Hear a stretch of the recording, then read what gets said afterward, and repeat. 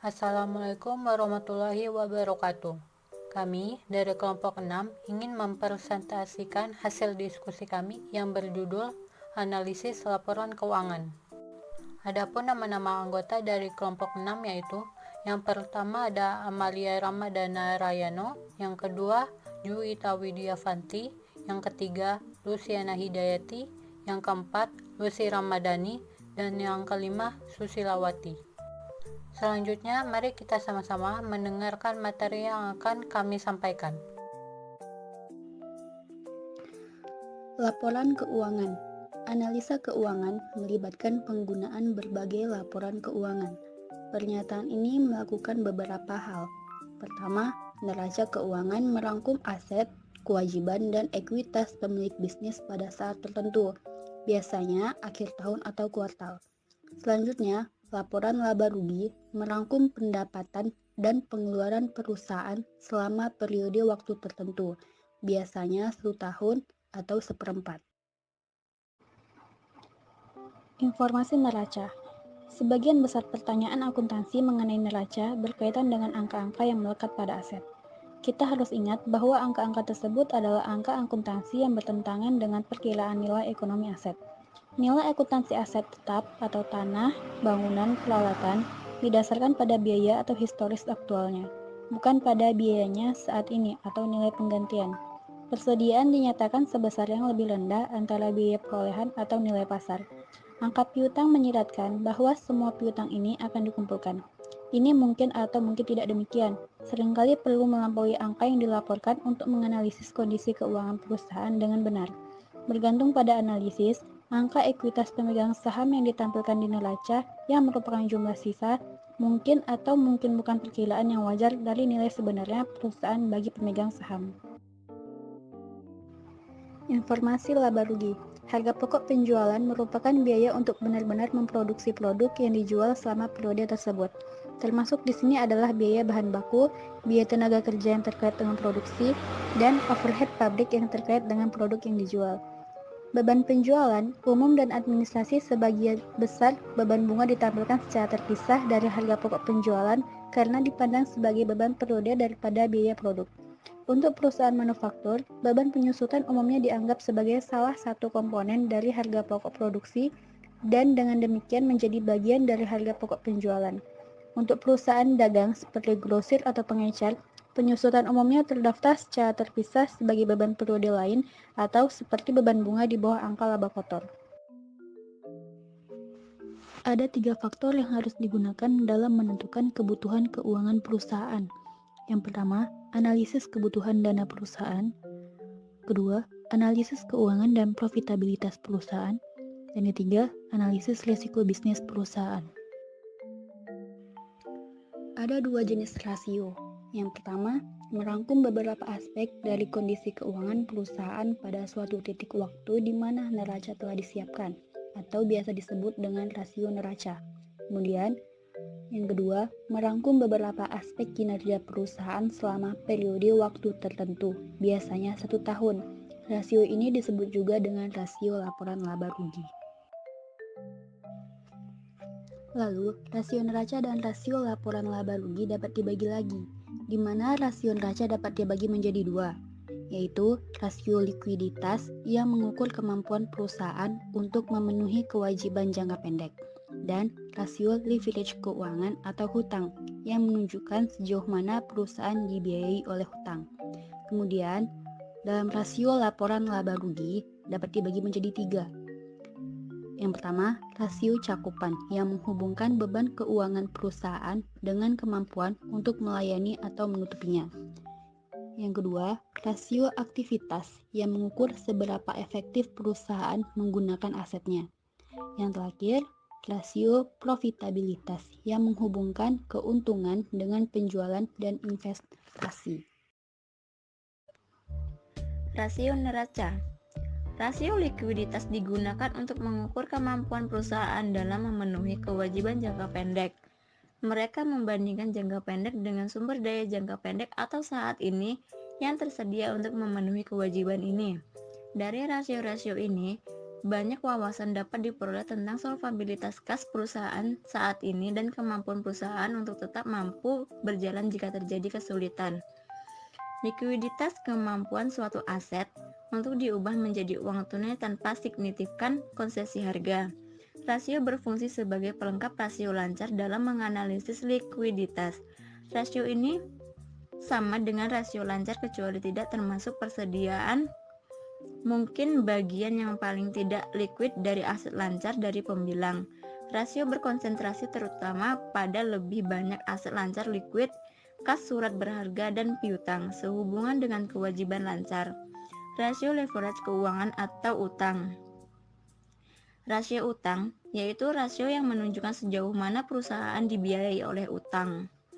Laporan laba rugi dan rasio laba rugi atau neraca terbagi menjadi 3. Yang pertama, rasio cakupan, rasio aktivitas, dan rasio profitabilitas.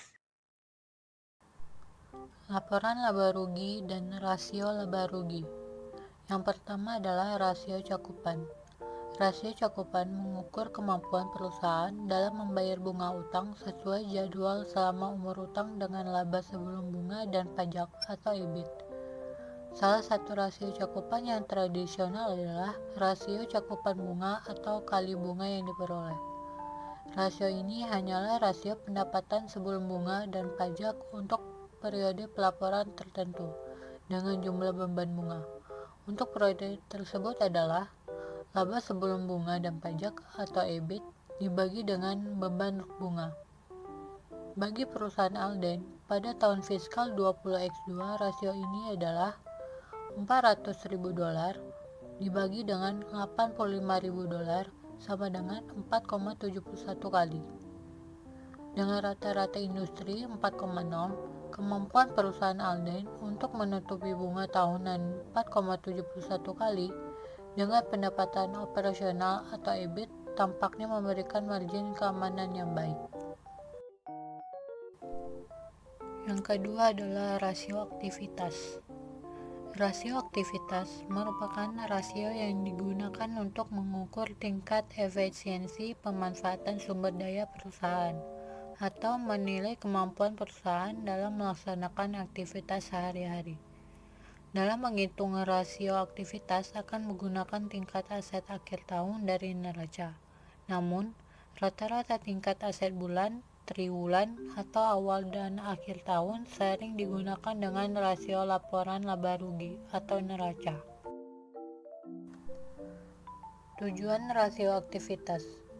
Tujuan yang pertama adalah untuk mengukur berapa lama penagihan piutang selama satu periode, atau berapa kali dana yang ditanam dalam piutang ini berputar dalam satu periode. Yang kedua, untuk mengukur hari rata-rata penagihan utang, di mana hasil perhitungan ini menunjukkan jumlah hari piutang tersebut rata-ratanya tidak dapat ditagih. Yang ketiga, untuk mengukur berapa hari rata-rata sediaan tersimpan dalam gudang. Yang keempat, untuk mengukur berapa kali dana yang ditanam dalam modal kerja berputar selama satu periode. Yang kelima, untuk mengukur berapa kali dana yang ditanamkan dalam aktiva tetap berputar dalam satu periode. Yang terakhir, untuk mengukur pengguna semua aktiva perusahaan dibandingkan dengan penjualan. Selanjutnya ada manfaat rasio aktivitas. Manfaat yang pertama adalah dalam bidang piutang. Perusahaan dapat mengetahui lama piutang mampu ditagih selama satu periode, atau perusahaan dapat mengetahui jumlah hari dalam rata-rata penagihan piutang. Yang kedua, dalam bidang sediaan. Perusahaan dapat mengetahui jumlah hari rata-rata sediaan tersimpan dalam gudang. Yang ketiga, dalam bidang modal kerja. Perusahaan dapat mengetahui berapa kali dana yang ditanamkan dalam modal kerja berputar selama satu periode. Yang keempat, dalam bidang aktiva. Perusahaan dapat mengetahui berapa kali dana yang ditanamkan dalam aktiva tetap berputar selama satu periode. Atau perusahaan dapat mengetahui penggunaan semua aktiva perusahaan dibandingkan dengan penjualan. Jenis rasio aktivitas. Yang pertama adalah perputaran piutang atau receivable turnover. Perputaran piutang merupakan rasio yang digunakan untuk mengukur berapa lama penagihan piutang selama satu periode. Rumusnya adalah penjualan kredit bersih tahunan dibagi dengan piutang.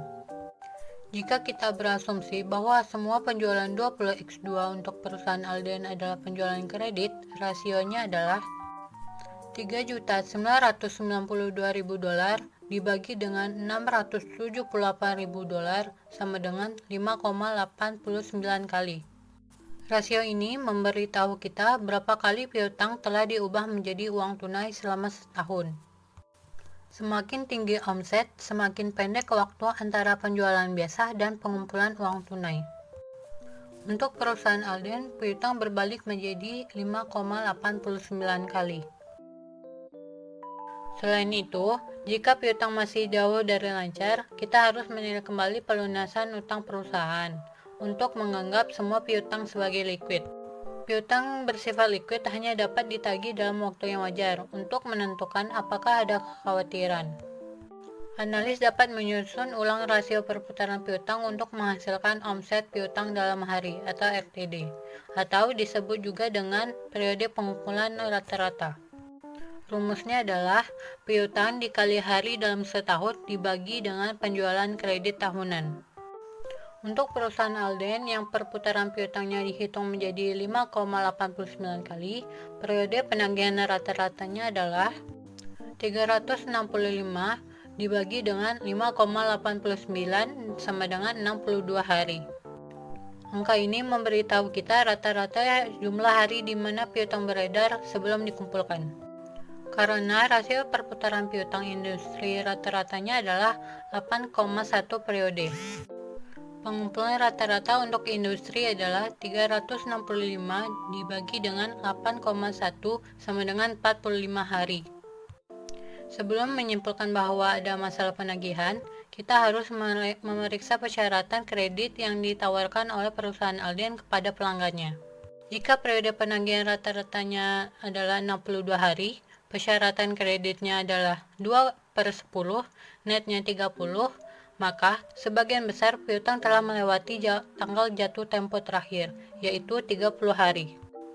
Jika persyaratannya adalah 60 hari, maka piutang bisa dikumpulkan hanya 2 hari setelah tanggal jatuh tempo terakhir. Jenis yang kedua adalah perputaran sediaan atau inventory turnover. Perputaran sediaan merupakan rasio yang digunakan untuk mengukur berapa kali dana yang ditanam dalam sediaan berputar dalam satu periode. Rumusnya adalah harga pokok penjualan dibagi dengan inventaris. Untuk perusahaan Alden, rasio 20x2 contohnya adalah $2.680.000 dibagi dengan $1.329 sama dengan 2,02 kali. Perputaran sediaan perusahaan Alden sebesar 2,02 sangat kontras dengan rasio perputaran rata-rata industri sebesar 3,3. Perbandingan ini menunjukkan bahwa perusahaan kurang baik dalam manajemen persediaan daripada rata-rata untuk industri, dan bahwa perusahaan Alden memiliki persediaan yang berlebihan. Kemudian, untuk menghitung berapa hari rata-rata sediaan tersimpan dapat dicari dengan cara hari dalam setahun dibagi dengan perputaran persediaan. Untuk perusahaan Alden yang perputaran persediaannya dihitung menjadi 2,02 kali, perputaran persediaan dalam harinya adalah 365 dibagi dengan 2,02 sama dengan 181 hari. Jenis yang ketiga adalah total perputaran aset atau total asset turnover. Total perputaran aset merupakan rasio yang digunakan untuk mengukur perputaran semua aktiva yang dimiliki perusahaan dan mengukur berapa jumlah penjualan yang diperoleh dari tiap rupiah aktiva. Rumusnya adalah penjualan bersih dibagi dengan total aset. Untuk total perputaran aset perusahaan Alden, tahun fiskal 20X2-nya adalah $3.992.000 dibagi dengan $3.250.000 sama dengan 1,23 kali. Analisisnya adalah perputaran total aset rata-rata untuk industri adalah 1,666. Jadi jelas bahwa perusahaan Alden menghasilkan lebih sedikit pendapatan penjualan per dolar investasi aset daripada industri. Rasio profitabilitas. Ada dua jenis yang menunjukkan profitabilitas dalam kaitannya dengan penjualan dan yang menunjukkan profitabilitas yang kaitannya dengan investasi. Bersama-sama rasio ini menunjukkan efektivitas operasi perusahaan secara keseluruhan. Dengan mempertimbangkan kedua rasio bersama-sama, kami dapat memperoleh wawasan yang cukup tentang operasi perusahaan. Jika margin laba kotor pada dasarnya tidak berubah selama beberapa tahun, tetapi margin laba bersih telah menurun selama periode yang sama. Analisis tren, stabilitas rasio leverage atau hutang. Perusahaan ditambah dengan tingkat hutang relatif saat ini yang khas dari industri akan dipandang baik oleh kreditur. Margin laba kotor dan margin laba bersih umumnya menunjukkan peningkatan selama masa lalu dan tingkat saat ini lebih kuat daripada perusahaan tipikal di industri. Pengembalian investasi relatif stabil dari waktu ke waktu telah mengurangi efek positif dari profitabilitas penjualan di atas rata-rata. Dari analisis rasio aktivitas kami tahu bahwa penyebab utamanya adalah jumlah piutang dan persediaan yang relatif besar dan bertambah. Analisis ukuran dan indeks umum. Analisis ukuran umum dan analisis indeks masing-masing evaluasi tingkat dan tren dalam presentasi laporan keuangan dari waktu ke waktu memberikan wawasan analisis tentang peningkatan atau penurunan mendasar dalam kondisi dan kinerja keuangan. Ada dua jenis analisis baru ini sangat membantu dalam membandingkan perusahaan yang datanya berbeda secara signifikan dalam ukuran karena setiap item dalam laporan keuangan ditempatkan pada basis dan relatif. Laporan keuangan sebagai presentase total. Dalam analisis ukuran umum, kami menyatakan berbagai komponen neraca sebagai presentase dalam total aset perusahaan. Selain itu, ini dapat dilakukan untuk laporan laba rugi, tetapi di sini item terkait dengan penjualan bersih. Margin laba kotor dan bersih yang diambil sebelumnya adalah contoh dari jenis ekspresi ini, dan prosedurnya dapat diperluas untuk mencakup semua item pada laporan laba rugi. Ekspresi item laporan keuangan individu sebagai presentase dari total membantu analisis tren sehubung dengan kepentingan relatif dari item ini dari waktu ke waktu. Laporan keuangan sebagai indeks relatif terhadap tahun dasar. Neraca ukuran umum dan laporan laba rugi dapat dilengkapi dengan ekspresi item relatif terhadap tahun dasar. Untuk Harvey Electronics tahun dasar 20x0 dan semua item laporan keuangan adalah 100% untuk tahun ini. Item yang tahun-tahun berikutnya dinyatakan sebagai indeks relatif terhadap tahun ini dan membandingkan piutang Harvey Electronics 20x1. Peningkatan besar dalam piutang dan persediaan dari 20x1 ke 20x2. Perubahan ini tidak dapat terlihat dalam analisis ukuran umum.